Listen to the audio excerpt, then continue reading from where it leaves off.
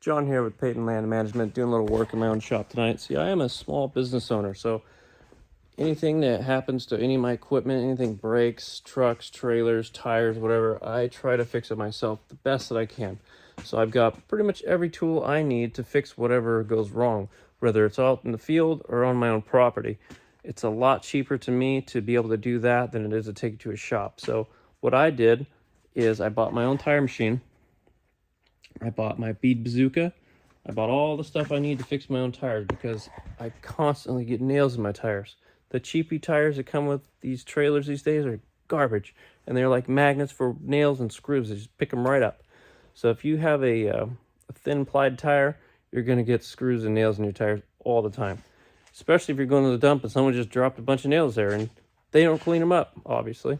So what I use is the grinder to grind the tire smooth on the inside. I've got my rubber cement, I've got my patches, I've got my patch roller, I've got the tools I need to take the valve stems out and replace them. I've got extra valve stems.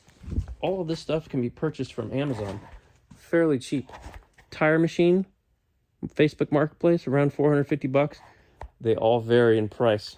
They go up to thousands. The beach heater here I bought also on Amazon for around $400 to $600. It is definitely needed when you can't get that tire to air up. People use ether, people use straps and all that kind of stuff. That's what you need. It's the safest way.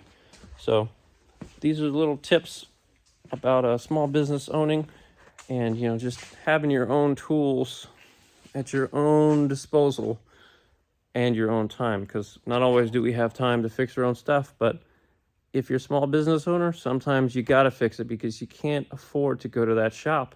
They're just too expensive.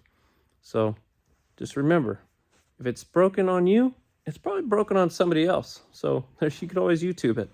Type in whatever you're having a problem with, and it's probably there.